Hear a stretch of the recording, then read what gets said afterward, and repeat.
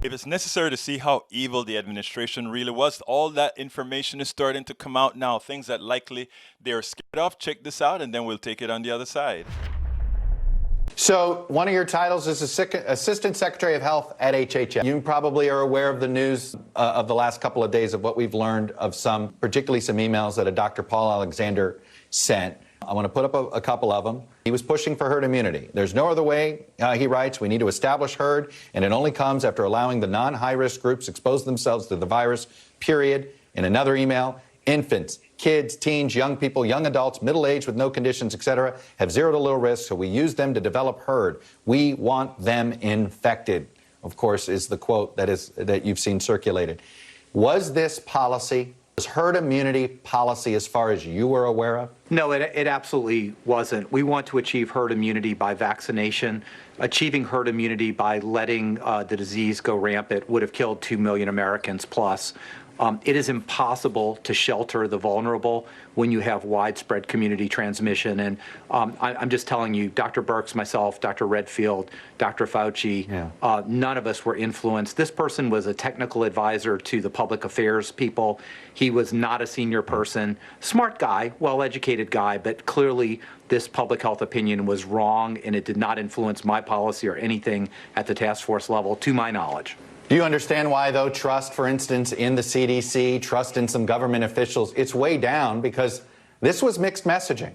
I mean, you just definitively said, hey, influence me, except this guy worked at HHS, so he was influencing somebody. So I understand, and we do need to restore trust in the institutions. There was a lot of discussion at high levels. I'm just going to tell you from what I know, Dr. Alexander was not a player in this at all. He was a technical advisor to public affairs. Again, smart guy, well-educated, but, he was not at the level to influence myself, the secretary, Dr. Redfield, anyone else. And we've had debates about herd immunity, and you know that, and there are prominent people who talked about that, but it did not influence our policy. And again, letting this go rampant would have killed 2 million plus Americans. That is not a way to create herd immunity. The only way to safely create herd immunity is by vaccination. And that's what we're doing. I mean, it's a basic public health, pillar of what we do. Right. If you could, in a theoretical world, shelter the vulnerable, it would still be concerning because even young people get sick and they do die. But in the real world, the vulnerable are in our community. They're all around us. They're our parents.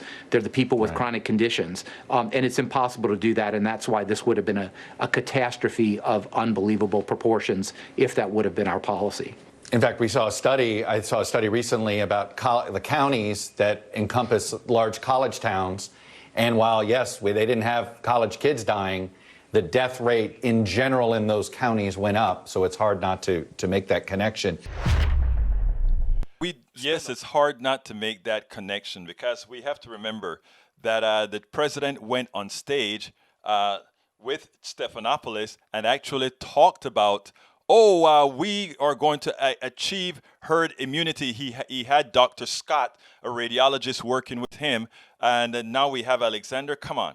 These guys were attempting herd immunity. That's the reason why he had all his affairs open. Remember, all the rallies were open. He had all his people come to the White House without wearing masks. These guys really believed in herd immunity. They were acting out herd immunity. It's just they could never really officially say it. Remember, Donald Trump was responsible for a large percentage of our 300,000 plus dead Americans because he became one of our largest super spreaders. Donald Trump, after he leaves office, should be charged with murder.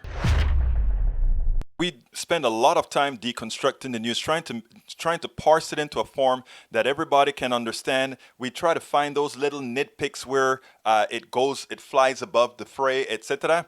If you really like these videos that we do, I want to ask a big favor. Please go ahead, number one, subscribe to our channel, and number two, please join if you can. Thank you so kindly for watching. Keep watching. Please remember to share. We must populate the entire internet with our progressive message, a message that we know is what most Americans say that they want. So help us, please join.